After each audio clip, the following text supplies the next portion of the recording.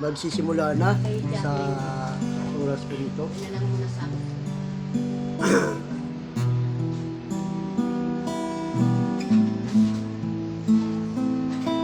Pwede po natin kung sa ngalan mo kami magsama-sama.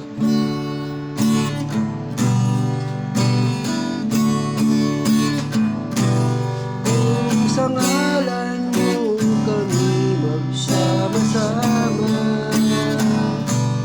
kumikilos ka sa aming pagsamba, at sa aming pagdaloy pagpapalain ang mga buhay namin, O Diyos, ay pagpapalain. Minsan pa, kung sa ngalan mo kami magsama-sama, kumikilos ka sa aming pagsamba, at sa aming pagdaloy pagpapalain ang mga buhay namin, O Diyos, ay pagpapalain.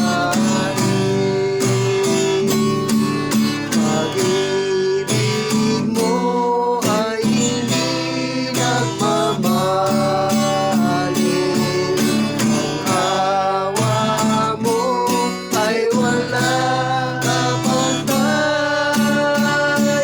Ito'y laging sariwa bawat umaga, katapanan mo'y dakilan,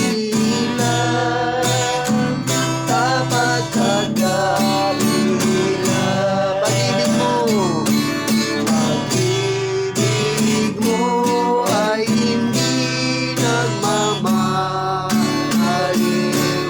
ang awa mo ay walang kapantay.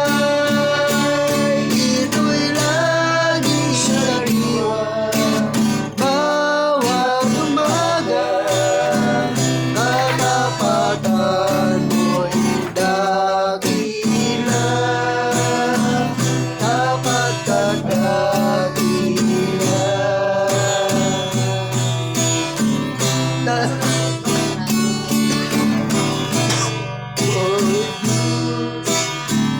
Tapat ka dakilan. Ano ka po si ating chairman sa panigulang panigulang? Dakilang Ama, makapangyarihan sa Panginoon natin kami. Nagkatipid-tipid po kami sa inyong salita sa galaw namin sa oras na ito, Panginoon. Lord, hindi po kami sa inyong kapatawaran. Nakapagsalita kami sa aming kapwa o nakasakit kami, umiwi po kami sa inyong kapatawaran po, Diyos. Salamat po, Ama, na meron kami sandigan sa buhay namin. Salamat po, Ama, sa inyong mga salita na i-apply po namin sa buhay namin. Lord, dinadalangin ko po ang aming bansa, Panginoon, na dumadaan ng krisis. Lord, tulungan niyo kami, Panginoon. Yes, God. Sa kabila na iba-ibang bansa, nagkakaroon ng pagluluan. Lord, anak mo kami, Panginoon. Yes, Ang bansang Pilipinas, nilalapit ko po sa iyo, Panginoon. At nagpapakumbaba kami. Lord, ibangon niyo muli ang aming bansa, Panginoon. Sa kamahalan ng gas, Lord, apektado lahat ng mga bawat pamilya, Panginoon. Lord, humingi po kami sa iyo ng tulong, Panginoon. Yes, Lord. Panginoon, hindi mo kami aayaan, Lord, na mangyayari lang ng bagay na hindi maganda, Panginoon. Digit ka, Panginoon, na kaya mong ibangon ang bansang Pilipinas, Panginoon. Dahil, Panginoon, maraming nananampalataya, maraming nagtitiwala sa iyo. Lord. Salamat po, Panginoon, sa oras na ito. Iniiling ko po ang tagapagsalita, bigyan mo siya ng karunungan, Panginoon. Tunay, Panginoon, na lahat ang kanya lalabas sa kanyang bibig, pahiram mo ng iba na dugo, ay ng langis, Panginoon. Yes, Lord. Salamat po sa iyo, O Diyos. Salamat po, Panginoon, sa bawat pamilya namin, kung saan man sila ngayon, Lord, ingatan mo rin po sila. Salamat po sa iyo, sa pangalan ni Jesus. Thank you, Lord. Amen. Tayo po'y patuloy na umawit sa Panginoon sa oras po nito. Yes, of glory. Nananalig ako sa iyo, aking nananalig ako sa iyo, aking naman. Sa biyayang dulot mo sa iyo ay nagmula. Pag-ibig mo'y wagas, aking nadama. Isus na aking Diyos, ika'y sinasamba. Minsan pa, nananalig ako sa'yo, aking Ama. Sa biyayang dulot mo sa'yo ay nagmula. Pag-ibig mo'y wagas, aking nadama. Isus na aking Diyos, ika'y sinasamba. Hirap na buhay ko, hirap na buhay ko. Di ko alinlangan kung ito'y mawawala. Wala nang pag-asa, lunas na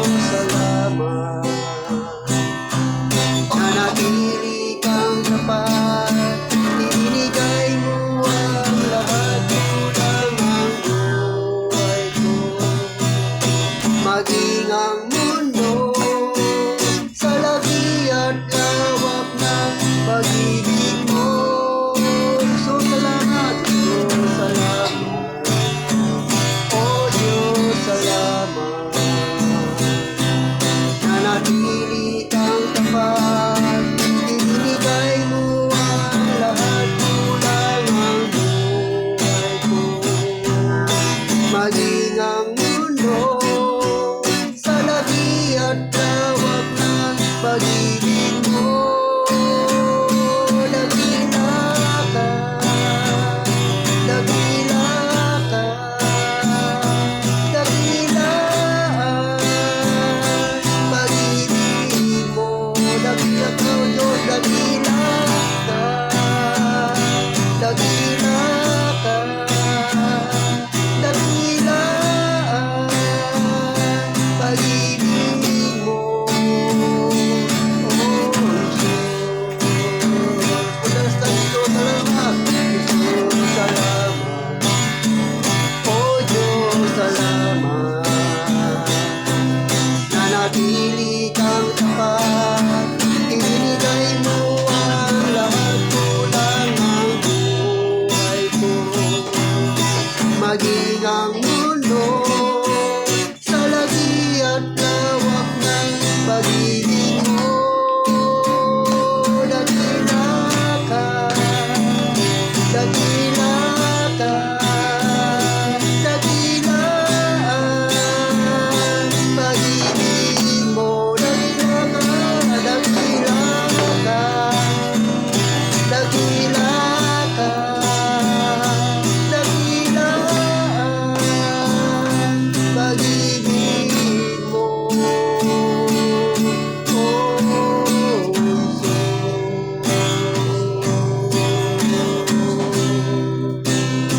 Dakila ka,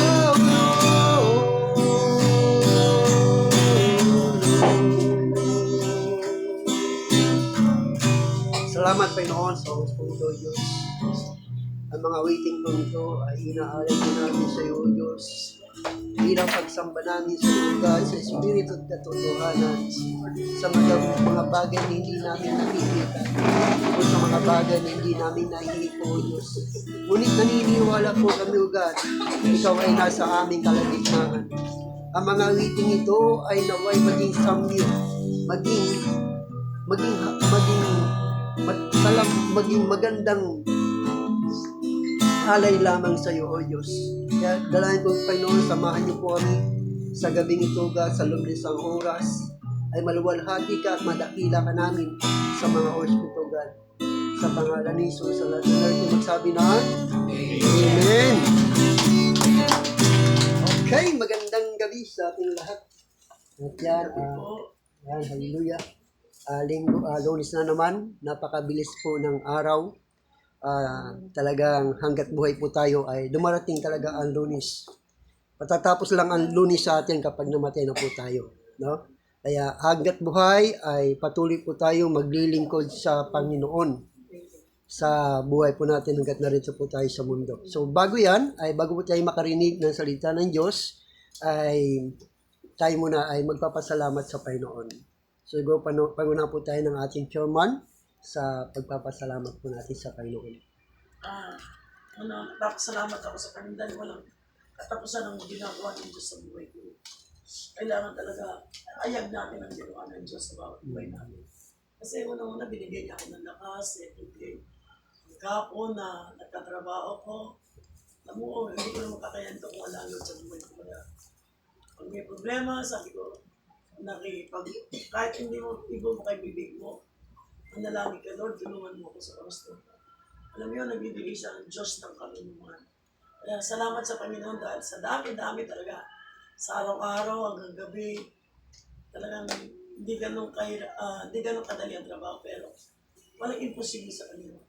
Yun ang aking pinasasalamatan sa Panginoon, sinasamahan niya ako, bigyan niya ako ng lakas, karunungan. Mahirap magkamali, baka bumalik pa sa akin. Hindi na inayaan ng Diyos na ako'y magkakamali dahil humingi ako ng guide sa Panginoon. Kaya maraming salamat sa Panginoon. So, puri ng Diyos, no? Talagang dakila ng Diyos sa ating mga buhay. Amen. Dahil patuloy po tayo naglilingkod po sa Kanya at higit sa lahat, kaya tayo naglilingkod sa Panginoon dahil alam natin totoo yung pangako ng Diyos sa atin, no? Pangako na inaasam-asam natin yung tinatawag na buhay na walang hanggan. Kaya napakasarap po, no? Damhin ang mga pangako ng ating Panginoon. So, meron pang gusto magpasalamat sa Diyos. Yan si Nanay Anday, baka, Ako nagpapasalamat ako. Always naman po dapat na magpasalamat. Amen. Dahil lagi nandyan siya sa oras ng problema. Lagi nandyan ang presensya niya, oras ng nagkakaroon ka ng mga na-encounter ka ng mga problema na alam mo na hindi na kaya. Pero salamat dahil kay Lord walang imposible. Binigyan ako ng kalakasan, proteksyon sa pamilya ko, kalusugan, nandun na po lahat. Kaya libong pasasalamat na hindi sapat para sa kanya. Kaya lang kailangan lang talaga na nandun yung pagtitiwala mo sa kanya. Salamat Lord dahil lagi kang nagpaparamdam na hindi ka nawawala sa hindi mo kami Amen. So, po rin ng Diyos. Meron pa? Gusto magpasalamat sa Panginoon? Yan. Meron pang gusto magpasalamat sa Diyos? Meron tayo makarinig ng salita ng Panginoon. Okay, so kung wala na po, ay handa na ba tayo makinig ng salita ng Panginoon? Amen. Amen. Ang salita po ng Diyos ay siyang pong pagkain ng ating pong espiritu. No? Kaya sapagkat ang tao ay nabubuhay sa body, soul, and spirit. Ibig sabihin, meron tayong soul na nagugutom at meron tayong spirit na nagugutom. Kaya sinabi ni Jesus Christ, hindi lamang sa tinapay nabubuhay ang tao, kundi sa bawat salitang namumutawi sa bibig ng Diyos. So, ibig sabihin, ang ating espiritu ay ito yung binuhay ng Diyos sa atin para magutom tayo sa salita ng Diyos. No? Nung patay pa ang ating espiritu, wala sa ating halaga ang salita ng Diyos. Kaya hindi tayo dati nakikinig ng salita ng Diyos, niyaya sa Bible study, hindi tayo nakikinig dahil nga hindi tayo nagugutom sa mga bagay na spiritual. Pero nung tayo ay sumampalataya sa Diyos at nabuhay ang ating espiritu, ay nagkaroon tayo ng pananabik na makinig ng salita ng Diyos dahil iyon ang ating pagkain para maging kalakasan po natin. Kaya, so purihin ng Diyos, sa oras pong ito, ang ating pong pag-aaralan ay katiyakan ng ating kaligtasan. No? So, sabihin, tayo ba ay nakakatiyak na sa ating kaligtasan. So, bago yan, tayo muna po ay manalangin sa mga oras po ito. Panginoon, maraming salamat o Diyos. Kami po ay humingi sa iyo ng gabay at patnubay na ang iyong mga salita, Ama, ay amin po mapapakinggan at patuloy na dumaloy ito sa buhay ng bangsa sa amin sapagkat ikaw o Diyos ang nangungusap sa amin. Kaya puring ka o God, maging lingkod, bigyan niyo po ko ng alaman at karunungan upang patuloy ko po may pahayag sa inyo, may pahayag ang bawat isa, sa bawat isang narito Panginoon, ang iyong salita na nagbibigay sa amin ng pagpapala, kagalakan at kapayapaan sa aming mga puso. Kaya Diyos, sa pangalan ni Jesus, Amen. So yan ay, marahil ay, halimbawa kapag tinanong po ba kayo nga ba ay, nakakatiyak na po ba kayo na kayo ay ligtas kung sakaling kayo ay mamatay? Kasi, ang kaligtasan po natin ay hindi lang dito sa mundo, no? Kundi ang kaligtasan natin, yung buhay spiritual natin sa kabilang buhay. Kasi dalawa pong patutunguhan ng tao kapag namatay, langit at impyerno. Sabi sa Biblia, minsan lamang mamatay ang tao pagkatapos ay minsan itinakda sa tao na minsan lamang matay pagkatapos ay paghuhukom. So, ibig sabihin na kung sakasakali ba na tayo'y kunin ng Diyos, nakakatiyak ba tayo na tayo ay ligtas?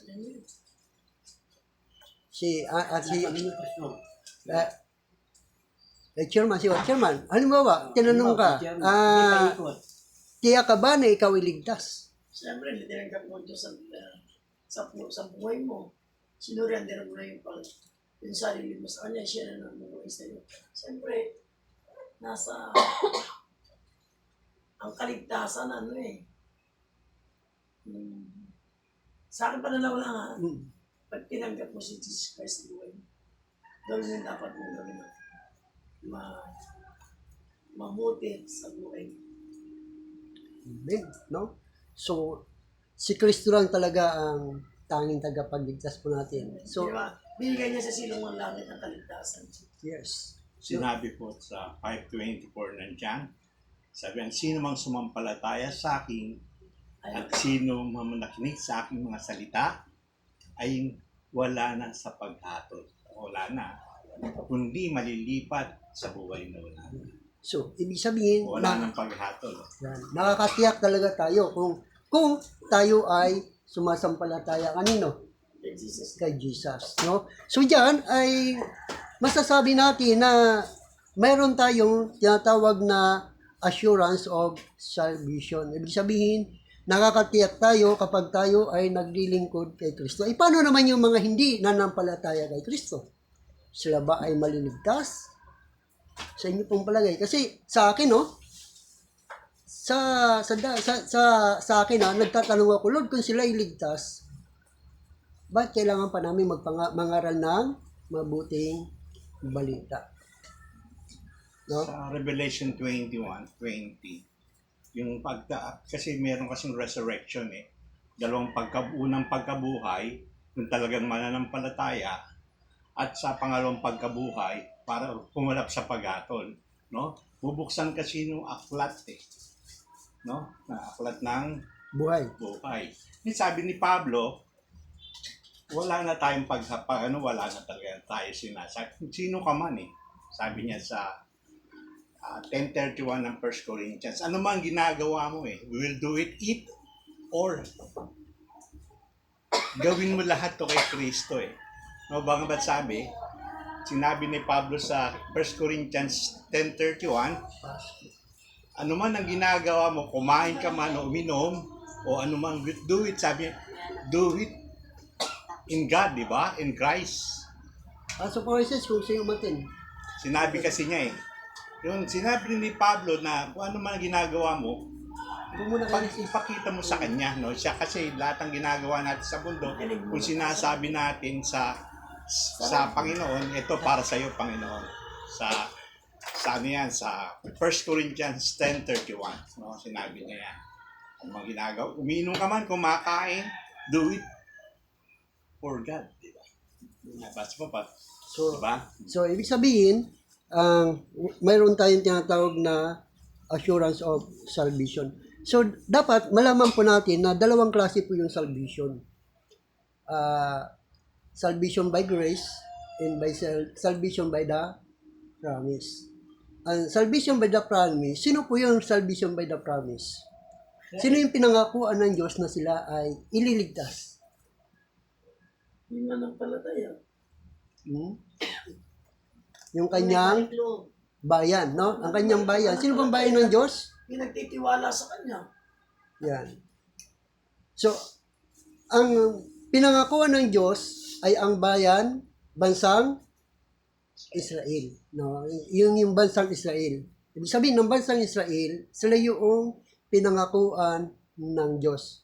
Ibig sabihin, yung once saved, always saved, ay ibinigay sa kanila ng Diyos.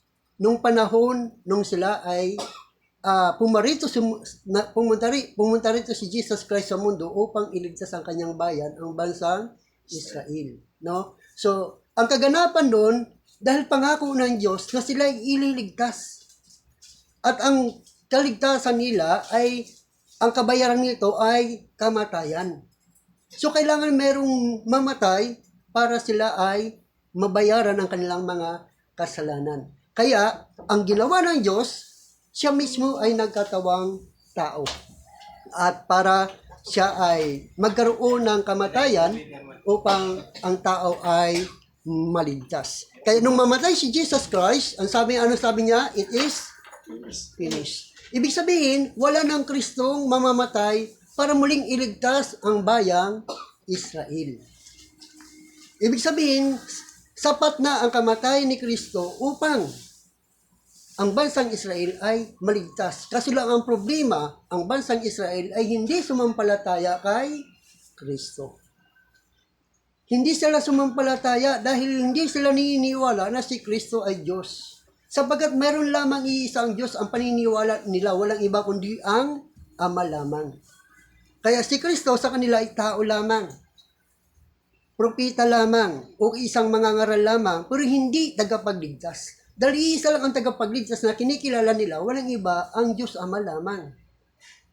Kaya ngayon, nagkaroon tayong pagkakataon ng mga hintil na maligtas. Nagkaroon tayo ng pagkakataon na maligtas. Kaya ang kaligtasan natin ay by grace. So sa biyaya tayong nagkaroon ng kaligtasan dahil nga hindi tinanggap ng mga Hudyo si Jesus. Kaya tayong mga hintil ay nagkaroon ng pagkakataon. Na sinasabi doon sa Romans chapter 11 verse 25, makikita natin dito. Ang sabi niya, mga kapatid, ang isang hiwaga, ang nais kong malaman ninyo upang hindi maging mataas ang palagay ninyo sa inyong sarili. Ang pagmamatigas ng Israel ay pangsamantala. Tatagal lamang iyon hanggang sa mabuo ang takdang bilang ng lahat ng mga hintil na lalapit sa Diyos. Kapag nangyari iyon, maliligtas ang buong Israel. Tulad ng nasusulat, magmumula sa Sayon ang tagapagligtas, papawiin niya ang kasamaan sa lahi ni Jacob. At ito ang gagawin kong kasunduan namin kapag pinawi ko na ang kanilang mga kasalanan. So doon ay makikita natin pinawi ko na ang kanilang mga kasalanan kapag pinawi ko na. At ang katuparan ng kanilang kabayaran ng kanilang kasalanan si Kristo ay namatay sa krus ng Kalbaryo. Kaya tayong mga hintil ay naligtas tayo ngayon sa biyaya lamang. Kaya tayo mayroong ganitong mga gawain. Kasi dito makikita yung ating tapat na paglilingkod sa Diyos. Dahil ang sabi niya sa mga hintil, ang manatiling tapat hanggang wakas ang siya lamang maliligtas. Siya lamang, ibig sabihin, kailangan natin magpatuloy sa gawain ng Diyos. Kasi ang kaligtasan natin ay by grace lamang. Dahil ang ginamit ng Diyos para tayo ay maligtas. Alam niyo ba kung sino ang ginamit ng Diyos para tayo maligtas? Ano ba? Tinanong kayo, sino ang ginamit ng Diyos para maligtas ang mga hintil? Sino? Si Apostol Pablo. So si Apostol Pablo ang ginamit ng Diyos. Alam niyo ba si Apostol Pablo, hindi yan mananampalataya. Because yan ay taga-usig ng mga mananampalataya kay Kristo. Siya yung masigasig. Dahil nga, ang pagkakilala niya kay Kristo hindi Diyos. Pero dumating ang panahon, personal na nakipag-usap ang Diyos kay Saulo. Dati Saulo ang pangalan niya. At pinalitan ng Pablo. Kaya si Pablo ang ginamit ng Diyos para tayo ay magkaroon ng kaligtasan. Kaya sabi niya, hindi ko ikinahiya na ipangaral ang mabuting balita sapagkat ito ang kapangyarihan ng Diyos sa ikaliligtas ng mga mananampalataya. So, kaya tayo mga hintil ay ang kaligtasan natin ay sa pamamagitan ng pananampalataya at bautismo. Ang kaligtasan natin ay sa pamamagitan lamang ng pananampalataya at bautismo. Dahil iyon ang tanging paraan para tayo ay maging kaisa, meron tayong tinatawag na para tayo ay makaisa sa kamatayan ni Kristo. Makibahagi. Kasi ang kamatayan ni Kristo para lamang ito sa mga Hudyo. Ngayon, para tayo ay maligtas, ang kailangan natin ay sumampalataya at mabautismuhan. Ang sabi doon sa aklat ng Marcos chapter 16, ang sabi niya, sinabi ni Jesus sa kanila, habang kayo'y humahayo sa buong mundo, ay ipangaral ninyo sa lahat ng tao ang magandang balita. Ang sinumang sumampalataya at mabautismuhan ay maliligtas. Ngunit ang hindi sumampalataya ay parurusahan. So, ibig sabihin, ang ating kaligtasan ng mga hintil, kailangan mong sumampalataya at mabautismuhan. Kasi kung hindi ka sumampalataya at nabautismuhan, ibig sabihin, hindi ka naging kabahagi sa kamatayan ni Kristo. Dito yung sinasabi sa Roma, sa aklat ng Roma, para maging kabahagi tayo sa kamatayan ni Kristo. Tayong mga hintil, ang sabi sa Biblia ay ganito, sa Roma chapter 6 verse 3 hanggang 5, hindi ba ninyo alam na tayong lahat na nabautismuhan kay Kristo ay nabautismuhan sa kanyang kamatayan?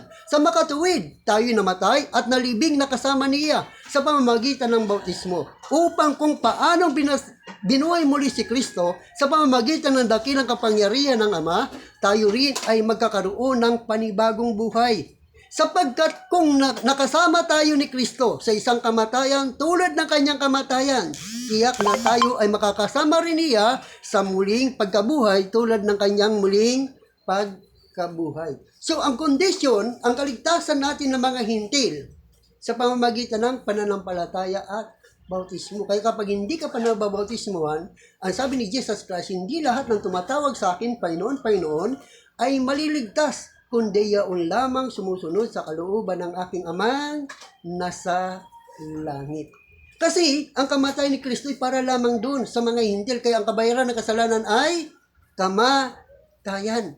Ngayon, para mabayaran ang kasalanan mo, kailangan maging kaisa ka sa kamatayan ni Kristo. Sa anong paraan? Sa pamamagitan ng baptism. Ang sabi rin sa Colossus chapter 2, verse 2 hanggang 13, sabi niya, sa pamamagitan ng bautismo, nalibing kayo kasama ni Kristo, at muli rin kayong nabuhay na kasama niya, dahil sa inyong pananalig sa kapangyarihan ng Diyos, na muling bumuhay sa Kanya, kayong dating patay, dahil sa kasalanan, kayong mga hintil na hindi nasasakop ng kautusan, ay binuhay ng Diyos kasama ni Kristo.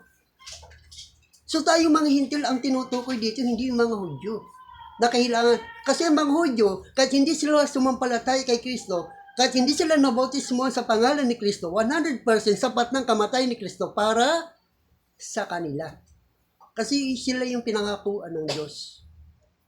Sa ating by grace lang. Ngunit hindi po lahat ng hintil ay maliligtas. May bilang lamang. May bilang lamang. At ang makakarinig lamang nito, ng salita ng Diyos, yung mayroong, yung mga pinili ng Diyos, yung mga hintil na pinili ng Diyos.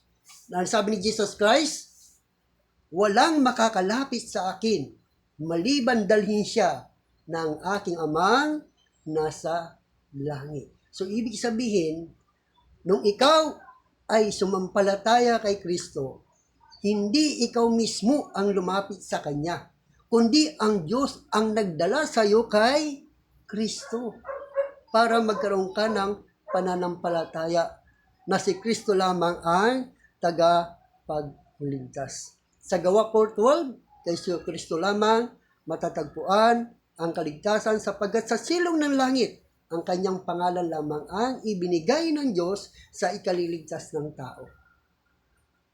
So walang ibang pangalan. Kaya sa ating mga hintil, ang pinanghawakan natin, nakakatiyak ka na ikaw ligtas kapag ikaw ay sumampalataya at nabautismuhan. Last, ganito ang sinasabi, sa Gawa chapter 16 verse 30 hanggang 33, sila inilabas niya at sinabi, mga Ginoo, ano po ang dapat kong gawin upang ako'y maligtas?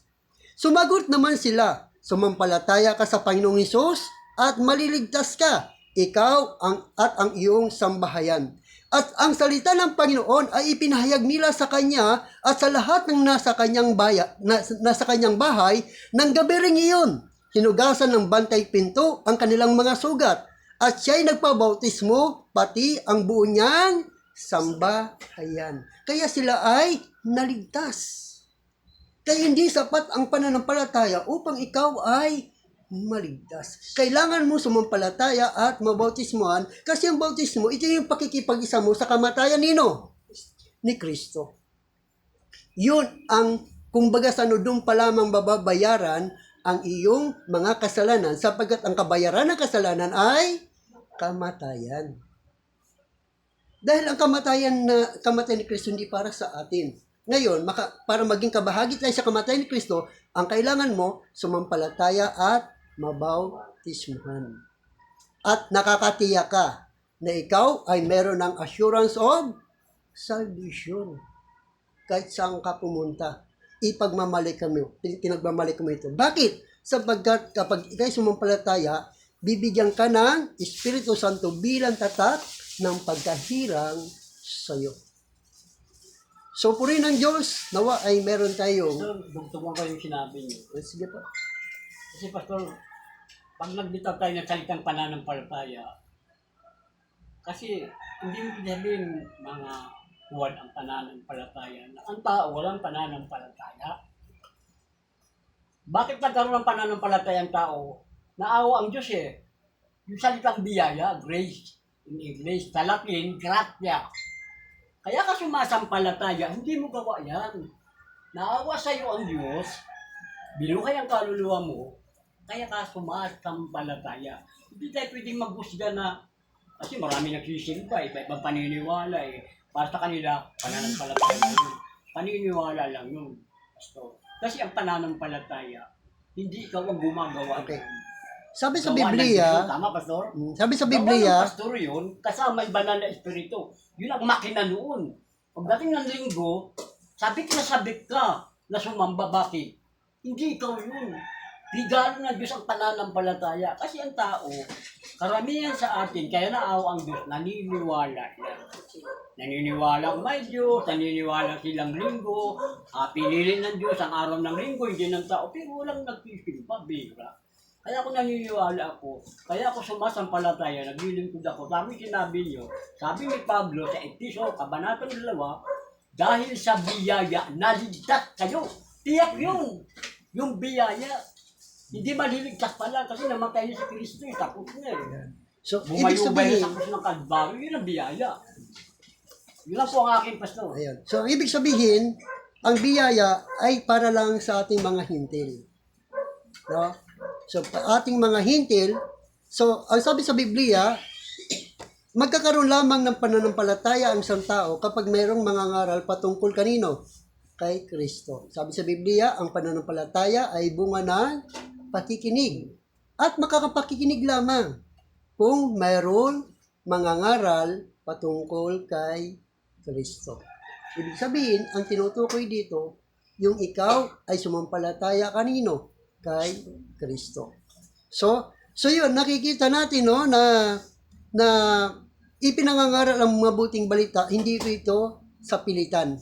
Ipinangangaral lang ito para yung mga pinili ng Diyos lalapit sa Diyos. Pag nakalapit na sila sa Diyos at nabuo ang bilang ng mga hintil, darating ang araw, ang salita ng Diyos ay babalik ito sa Israel.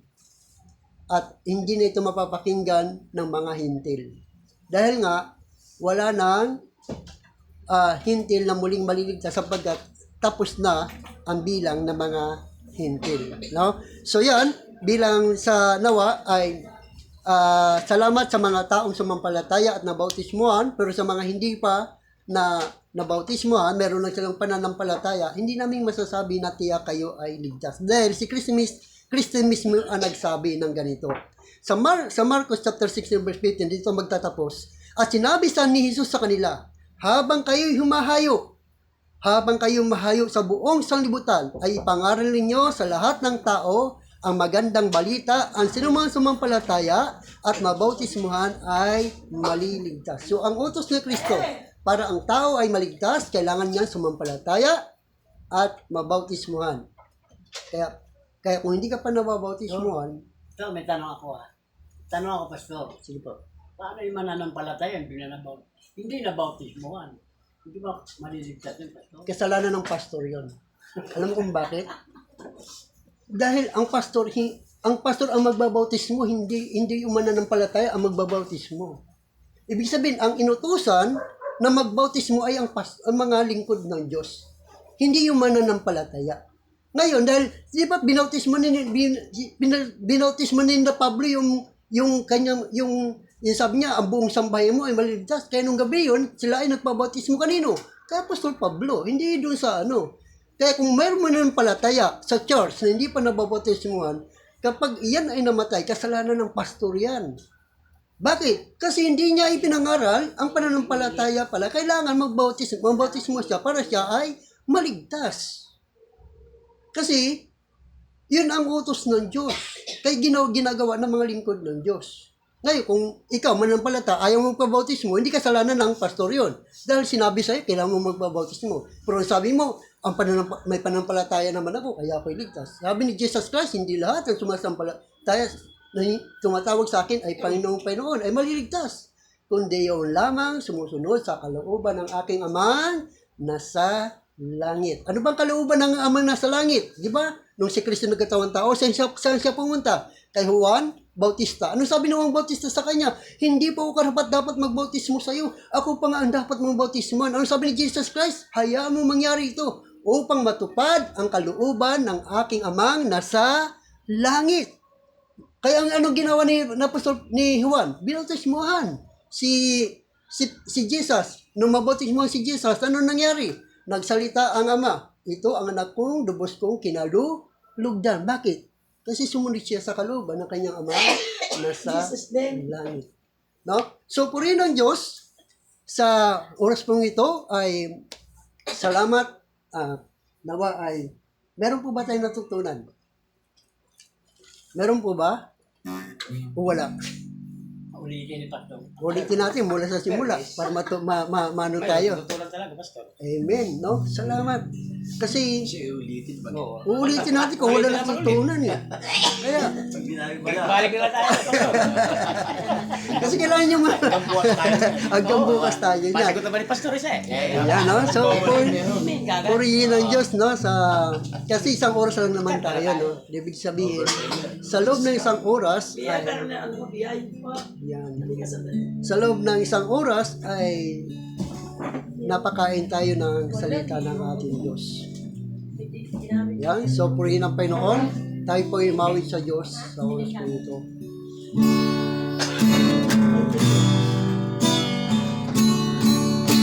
Ikaw ang aking kalakasan, pagala ka na yubihan, lumaluman problema, walang makapag-iwalan, walang maikukumpara sa pag-ibig mo. Gaano man kalayo, gaano man kalayo ang langit, pag-ibig mo'y para sa lahat. Lulubog kami sa panan mo at sasamba sa'yo. O Diyos, gaano man kalayo ang langit, pag-ibig mo'y para sa lahat.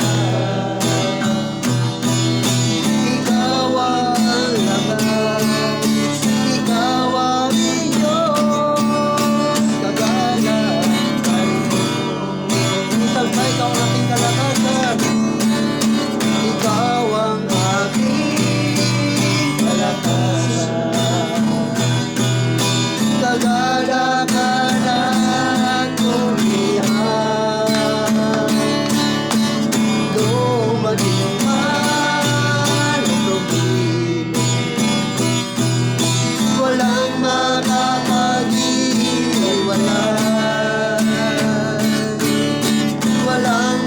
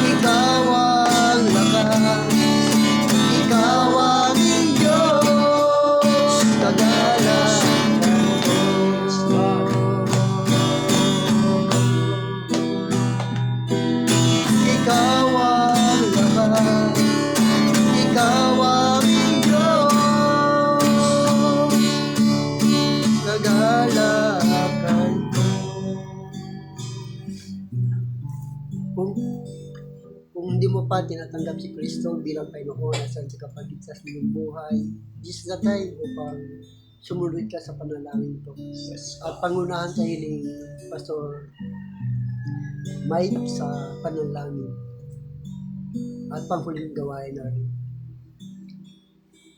Purihin ka, Panginoon, sambahin ka, O Diyos, napakabuti mo sa amin. Salamat po, O Diyos, sa iyong pag-ibig, biyaya sa amin. Salamat po kay Kristo, salamat sa kanyang kamatayan sa krus, salamat sa kanyang dugo upang kami, O Diyos, ay mapatawad, upang kami, O Diyos, ay maging malinis sa aming mga pagkakasala, O Diyos. Salamat po sa lahat po ng bagay na kami po ay hindi mo pinabayaan sa aming mga pangangailangan sa aming buhay sa araw-araw. Ikaw po ay nandiyan, Panginoon, upang i-provide ang lahat ng ito, O Diyos. Salamat po sa proteksyon na kami po ay iyong iniingatan, O Diyos. Salamat po sa mga problema, pagsubok, na ikaw po ang siya nagbigay sa amin ng kalakasan, Panginoon. Sa aming kalagitnaan, pagpalain mo kami lahat, O Diyos. Ikaw ang siyang manguna sa amin. Ano man po ang aming plano sa buhay, pangunahan mo kami, O Diyos. Salamat po. Ito po ang aming samod dalangin sa pangalan ni Jesus. Amen. Amen. This po, ito po ang ating Bible study. Amen.